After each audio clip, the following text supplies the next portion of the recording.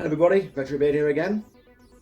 How are you all on this fine Saturday? This is my Retro Ramblings Saturday show. For those of you who are new, I do this as a show every Saturday. It's live, not live, but it's unscripted. It's off the cuff, I suppose, and I go over news. I ramble about stories, and just basically anything that I jot down on my tablet or what comes to mind. That's why it's called Retro Ramblings, because I truly ramble. So I edit it as minimally as possible so that it's natural, and hopefully it provides some entertainment. If you do enjoy this content and any content I do, please like, subscribe, share, and click the notification bell. And leave a comment, and I really appreciate it. Thank you. Today, I wanted to do a little bit of a Christmassy edition. Well, Christmassy for my standards, which is not very much, bar humbug and all that. So you may see behind me my wooden dummy. I've got a little Christmas tree on top there. That's Christmassy as I'll get. But I thought I'd do a few things about me, a few sort of questions and answers. So, my top 3 Christmas presents of all time, or Christmas gifts of all time. Number 1, it'd have to be when I was roughly 10, about 10, give or take a year or two. I got my first ever TV in my bedroom. Because back in those days, in the 80s, I don't know about other countries, but over here in the UK, not many kids had their own TV in the bedroom. It was quite a rarity. We'd come out of some quite poor times, and I got my first little television. It was a little colour television, 14-inch.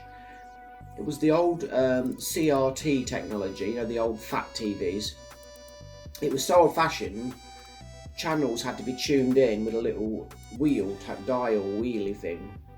There was no remote, and you had to have a little indoor aerial on it.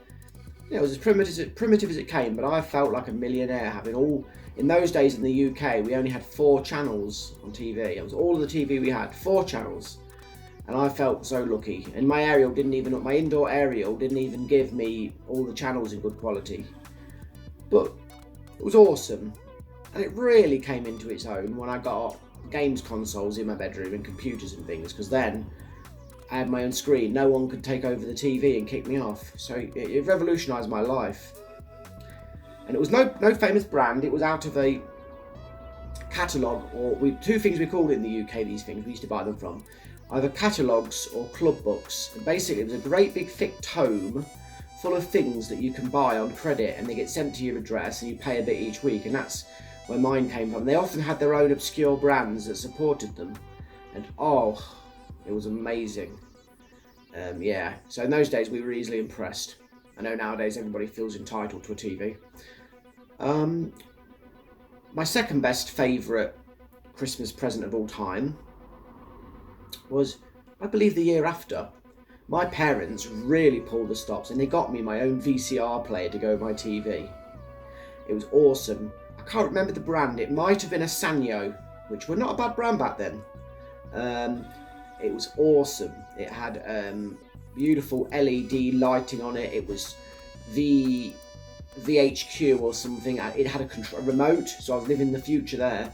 And that opened up my life to videos then. So I had 4 TV channels, games consoles and TVs and computers if I was lucky, and then videos. So obviously I was living the dream at that point. I loved that. It was a really good quality VCR, and I wish I still had it. That was awesome. And that was from the catalogue as well, I believe. Number 3 is a bit of a toss-up, because between one year, I can't remember if it was probably before I got these devices. I got me and my brother shared for Christmas a Sinclair Spectrum ZX Plus 2 computer, and it was awesome.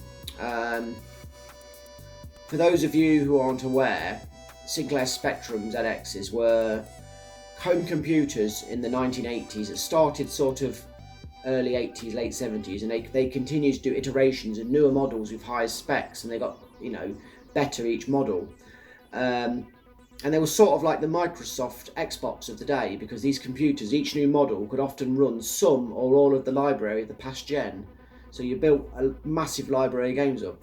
And they weren't the technically most powerful. They were sort of medium to weaker in terms of their hardware power. They weren't as graphically powerful as, say, a NES, you know, or NES or anything like that.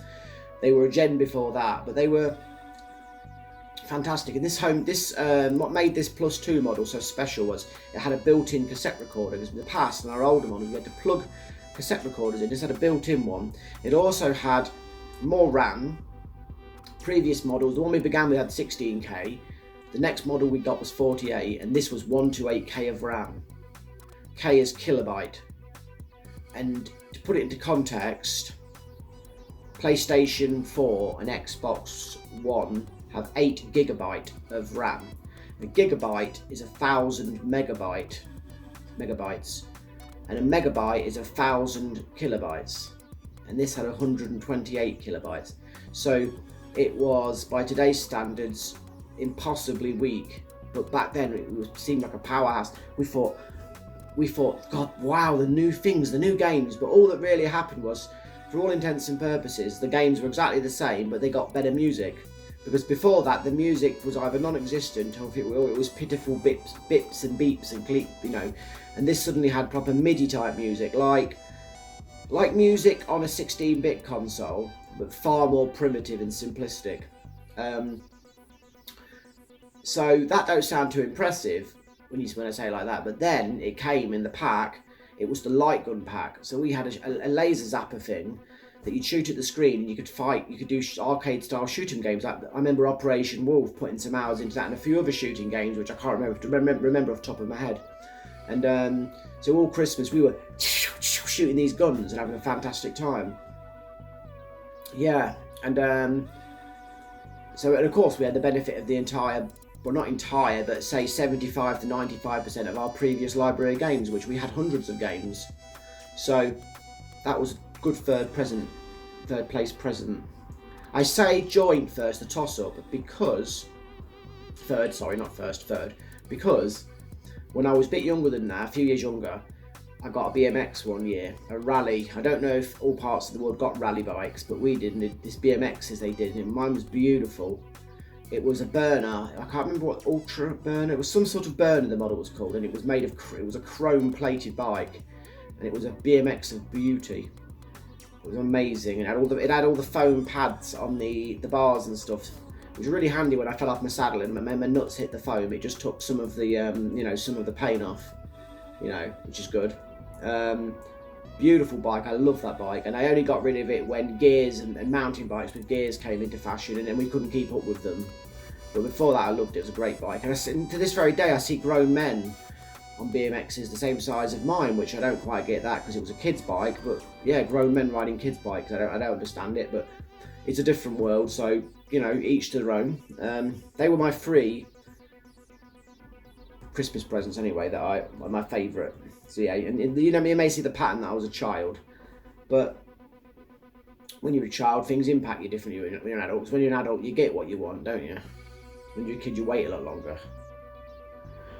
My next question, albeit not quite so Christmas themed, but there is an overspill into Christmas because some of these things happened around Christmas time. So my 3 best games consoles of all time. Number 1, PlayStation 1. When that came out, I got that from a catalogue or a club book out myself. I was working, I was young, perhaps 17 for example. I was working, and I never got a great wage because I don't. Back then, young people got exploited a lot more. In the UK now, young people have a minimum wage, which they might not think a lot, but in context to what we got, it's a massive improvement in rights. They paid us slave labour when we were young, and I got this from this catalogue, this PlayStation, where I paid a few pound a week. I think it was something like £250 or something, and it was the leap from my Mega Drive to my PlayStation 1 was obviously beastly. It was magnificent, and it was like that future feeling of no limits was there, which I don't get from next gens anymore. You look at this next gen now, the PlayStation 5 and Xbox Series, you wouldn't even think a new gen's come out. It's just business as usual. It's just the same games with a tiny bit of improvement. I know that's a bit controversial, that's my view, but anyway, this was different. You could tell a difference between a Mega Drive game and a PlayStation 1 game, and that's under exaggeration. It was incredible, and that console gave me my best gaming memories, not just because of its horsepower, but the gaming experiences. As I've touched on before, that me and my good friend, we used to play with two 14-inch CRTs, two PlayStation 1s, a link-up cable, and 2 copies of the games, and we would play link-up games, which was a very primitive early version of networking, and we played Command & Conquer Red Alert, which was a truly epic experience, because if you make a game together, we'd set 2 AI opponents, and they'd be a team by default. Generally, they could occasionally skirmish, but generally they were a team. And then we would, when you start the game, you both press select, and it makes you into allies, so your troops won't shoot each other. Then we'd go and meet up and make a joint base and just have the best gaming ever. Doom, we used to play Doom on it, link up, and we used to play that on the. People always talk about death matches, but what we did was we played the campaign cooperatively, and that was, and still is, an amazing game. I mean, my friend, he no longer lives near me now, but when he occasionally comes into town, rarely unfortunately, we do, when we can, have a catch up, which we were meant to this year, but this stupid COVID ruined it all. It spoiled everything. But you know, and people have made bigger sacrifices than that, so I've got to take it on the chin. Because I've still got all of our PlayStation gear. I've still got it all. I kept it all, and I've upgraded much of it over the years, like to RGB SCART cables and stuff. Because the benefit of living in the UK is RGB SCART is something that we just took for granted. It weren't a special technology like how it is in the USA for retro gaming. And yeah, so that was incredible. And we used to play another game called Blast Radius, where you pick a spaceship from a selection of spaceships each, and you do missions together, dogfighting enemy ships. You take on enemy capital ships. You have missions. It's just absolutely beautiful graphics for its time. And we had a lot of fun on that. We weren't very good, but we had a lot of fun. And we'd be playing. Oh, and June. We used to play June. You might have seen the film that's coming out for it, and there's also, it's from a very famous book series, and it's been TV series. It's a film in the early 80s. And it's an RTS game made by the Command & Conquer people. We used to play that, and it had beautiful 3D graphics, and we've had some good fun on that as well. So yeah, I could talk about the PlayStation 1 for hours, but we'll leave it at that. Number 2, my favourite console of all time, is the Sega Mega Drive, because we talk about leaps. The leap to 16-bit technology was almost as mind-blowing as the leap to 32-bit. It was amazing. Arguably, it was as mind-blowing, but it weren't. It more sort of perfected sprite games and all that. So yeah, Mega Drive. That first day with my brother playing Altered Beast, and we used to play Altered Beast a bit in the local, I guess you could call it an arcade at a bit of a stretch. It was more like a cafe with arcade machines in it. And to see it almost arcade perfect at the home with 2 players, we put many hours into Altered Beast. We didn't even realise it was a rubbish game. We thought it was good. Streets of Rage 2, Shining Force 1 and 2, EA Ice Hockey, John Madden Football, American football, bear in mind, FIFA Soccer, the originals, you know. What else was in the Mega Drive that we put in? Fantasy Star, any of them ones. Mickey Mouse, Castle of Illusion, Mickey Mouse World of Illusion, Donald Duck's Quackshot Quest. What else was in the Mega Drive? There's so many. The Street Fighter games like Championship Edition and Super. Oh, it's like having the arcade at home almost. Mortal Kombat was quite a time to be alive. What else was there? I bet I've forgotten so many classics because I'm just reeling off my head, aren't I? Well, we'll leave it at that. Number 3, and this is probably not going to shock you, the Super Nintendo. Now, we got that when it was first got, my brother got it when it first came out, and that was where I first played Street Fighter 2 at the home, and blooming heck, we put some hours into that. Amazing. It seemed arcade perfect, which I know it wasn't, but remember, you know, back then it was fantastic. Secret of Mana, Chrono Trigger, the Final Fantasy games on it. Oh, yeah, we had to get them on import with a cartridge adapter, because at that time point they weren't released in the UK, many of these games, so we used to import them. Rock and Roll Racing, Shadowrun, flipping heck. What else was there? So many good games. Priceless games, amazing. And the Super Nintendo's graphics and music, whew, beautiful. A game which was called Contra in the USA, the original name, but in the UK, because of stupid, the PAL regions, because of stupid laws at the time, it was renamed Probotector and given robots to control, like anime type robot cyborg things. But still, we had the experience of the game. It was just the same, just a different name and slightly altered sprites. Fantastic. So that's my 3 top consoles. Now, the most mind-blowing console experience I've ever had in my life. That was, and for those who have not heard of this, hopefully it'll pique your interest. During the 16-bit period, at the height of the Mega Drive and Super Nintendo's sort of dominance, there was a company called the 3DO company released a games console called the Panasonic 3DO, and they released it, and it was a stupidly high price, so it wasn't even something I could look at getting. And my friend, the one I used to play the PlayStation with, he got one. I don't know how he got it. I don't know if he got it cheap or if he paid the full price. I don't know the story of how he got it, but he got it and he invited me round. And I'm careful to use bad language, my mind was blowing up, because this console, several years before there was the PlayStation or anything like that, or the Sega Saturn, it was churning out graphics like that. We played Samurai Showdown, arcade perfect virtually, and that's got the zooming in camera on the sprites, and the voice is crystal clear. And I was like, oh, you know, it was like flipping heck. And we played Space Hulk, because I'm a big Warhammer guy. When Warhammer Fantasy Edition was terminated by Games Workshop, I've had a nervous breakdown, because I love that world and the fluff and the background and the support and the models and the game system, the rules. And when they closed it down, they gave me a premature midlife crisis, you know.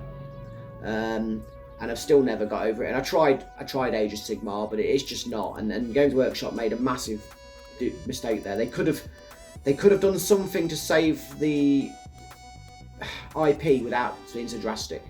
But that's another subject. Anyway, played Space Hulk, which is Warhammer 40k, not fantasy, and it was an amazing game, like a thinking man's first-person shooter. Brilliant game. Oh, we played other games as well. Road Rash was absolutely breathtaking. What else was there? It had a cracking version of Street Fighter on it, the nearest to arcade perfect out of all the home ports, and many others. It was, I think it had a brilliant a brilliant original of Need for Speed. I might be incorrect, but I think it did. And that the 3DO was a CD-based console. It had a media player on it. It had an ingenious controller method. What it did, and I don't mean this in a dodgy way, it did daisy chaining on the controllers. You plug in one controller into the console, and then player 2 would plug into the player 1's controller, and player 3 would plug into player 2's controller, and so on. And some of the games on it, which I never personally got to experience, had a hell of a lot of players. It also had at the time the best ports of Doom and Wolfenstein for home console. It was a powerhouse system, and unfortunately, because of the cost of the console, because it was too ahead for its time, it never took off. If it could have been £200, £250, even £299, it probably would be here today as a domineering brand, and there wouldn't be Microsoft or something, or the Xbox or something. It was a beautiful system, and yeah, I hope you can appreciate back in about 1994 or 5 or whenever it was, how amazing that was, and it deserves success. But price plays a role. You can be the best, but if you're unaffordable by your average Joe, that's why Microsoft and Sony are constrained. They have to release the best system they can within a price point. So, and I think they both do pretty good for it. It's just boring since they've switched to PC technology, because you just, you know, the bridge between PC and console is getting to a point where it's irrelevant. Just get a laptop with Steam and you've got the same. But anyway, that's off topic. My earliest gaming memories. Now, I've got two that I can think of specifically. One, I was very young, I couldn't say how young, perhaps 3 or 4, and we had this home gaming console that they call nowadays a Pong clone, and it was essentially a grey box with orange controls on it with little pictures of various events, and you clicked on it which sport you wanted to do, and you held these controllers that I believe were hardwired into the system, and they were a grey box with a button or two on it and a little control stick in the middle, and every game for all these sports, it was meant to be loads of games.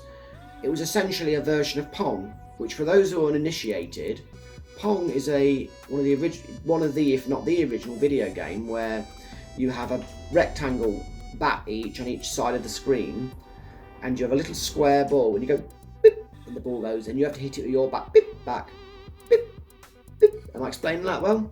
We just did variations of that, like we had three-a-side football or soccer, where you've got 3 rectangles each, and when you move, they all move as one. You go beep, beep, beep, and all these different, or one you have a really long one each, and you're doing something else, and they just give it a different sport name, or that kind of thing, and we had loads of fun on it. Loads of fun. It was 2 players. And then one day, my dad was at work and I wanted to play it. And my mum said, no, you can't play it. And me being obsessive with my Asperger's traits, I persisted and nagged my mum. And I'm a very obsessive person. When something's on my mind, it's got to be fulfilled. And my mum said, you can't, because it's got an adapter, power supply on it with different voltages and things. Because my dad being an electrician, he thought it was smart having a multi-voltage adapter that he could change for any equipment he wanted. And I said, look, no, it's on the presets, it's fine. I badgered. My mum gave it, I turned it on, blew up the system and killed it. I could have bloody burned the house down or fused the whole house or something.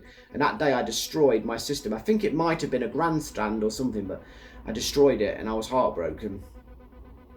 And I think my mum wanted to kick my butt, but she was, I think the upset of destroying the system was enough punishment for me, and my mum knew it. So that's one of my earliest gaming memories. The next is playing on my original Sinclair ZX Spectrum, I think it's a 16K model, and playing games on it like Hunchback. I don't mean that insensitively, but it was called Hunchback, this game. You were a hunchback person, you had to jump on a platform type game on ropes and things and ring bells and things, and playing Monopoly, playing Viking Raiders, which was an amazing game. It was a very early turn-based strategy game. Playing Stonkers, which was a very early RTS. I mean, I know Stonker is not the best name for a game these days, but you know, language was different in the early 80s. Everything was different, you know. And I've got a story which it's a bit naughty, but I'm going to try and say it in a way that don't get me into trouble with YouTube. We used to play a game, I believe it was Daley Thompson's Challenge or something, and it's he was a famous Olympian multi-event guy, and you had to hold the joystick like that, and you waggle it from side to side like that or like that, and the more faster you went and harder you went, the more the athlete you controlled moved, quicker he moved or did the event. And it was a joystick breaker, and B, it didn't look good when people were standing behind you. If you can imagine what it looked like, two boys sitting next to you with a joystick each doing this. It was not the greatest. You had to be there, and it was bloody gave me RSI in my hands, you know. Yeah, so bit cringeworthy, you know. And what else was there? Death Chase, a very early sprite scaling motorbike racing game where you shoot weapons. That was amazing. Bear in mind these graphics were archaic to say the least. What else was there? Oh, and I remember one night, my dad and his friend, because those days games were on cassettes, getting 2 cassette recorders and mass pirating as hundreds of games, because it was a poor time. It was when Margaret Thatcher was in charge, and she was a controversial prime minister who left the country in financial ruins, in general opinion, and we were very poor. So my dad spent his life either making moonshine in the boiler room, or pirating games, or pirating other films of an unsavoury nature, basically. You had to make ends meet, and you had to be resourceful. It was a different time. You can't look at it with today's lens, as that's not fair. But yeah, we had a lot of fun on those pirated games, so I don't care what anyone says. And I was a small child. So I'm going to leave. I've got more gaming memories, but it's nice for another time if anybody's interested. My last silly question is my favourite Christmas foods. Well, I like mini sausage rolls. For those of you outside of the UK, I'll try and explain a sausage roll in a way that don't make you gag. It's sausage meat, but not like a sausage you fry, like raw concentrated sausage meat. It's hard to explain, but we'll call it that. And you cover it with a pastry, and it's inside the pastry. And it's very crisp and it's very delicious. And in the UK they have big sausage rolls, but at Christmas in our household, and I'm assuming others, we used to get lots. My mum used to bake herself from scratch, small homemade ones. But nowadays we get bags of frozen ones, because obviously my mum doesn't need to look after a 42-year-old son. But yeah, they're delicious. And if I've made it sound not very nice to those of different countries, they are nice. Trust me, they're delicious. I don't like minced pies. I'm not even going to explain what they are because they're gross. I like jam tarts, like lemon curd, strawberry jam, raspberry jam, that kind of thing. Delicious at Christmas. Trifles. I take it you all know what trifles are. They're lovely at Christmas. Not too much, but some. I love a traditional British Christmas dinner with turkey, or chicken in my case, roast potatoes, stuffing, vegetables like carrots and stuff, splodge and mash for good measure, gravy, blah blah blah. What else do I like at Christmas food? I like, what else? I don't drink anymore. My stomach, I've got a bit of a bad stomach, and I don't really like alcohol anymore. I also this year gave up Coca-Cola. I've always had an on and off passion for drinking full sugar Coca-Cola, and this year I had enough of the stuff once and for all, and I gave it up, and I lost quite a bit of body fat from it. Yes, that was good. I lost about, so far I've lost 2 stone, but I don't know what that is in overseas measurements. I can't think. Is it 13 pounds to a stone or something? I'll see what my tablet says. That's what it's here for, isn't it? Okay.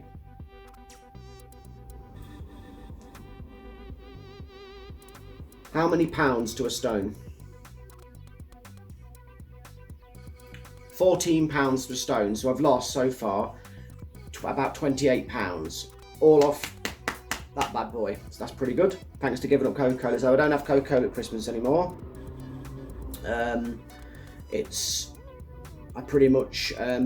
I've been having fizzy spring water with a bit of fruit squash in it, which fruit squash or concentrate for overseas viewers. I know countries like America don't really have it. It's basically a bottle of fruit juice you have that's specially made, and it's very strong, and you only put a bit in. You add water to dilute it. It's a bit like that. I can't think they have it now. That powder stuff you have over there in the USA. What's it called? It's been so long. Nope, I can't remember the name of it, but basically it's a way of having a concentrate of a drink, and you add water to it to dilute it down and have more of it. Yeah, so that's delicious with spring water. Bit of ice in there as well. Bob's your uncle.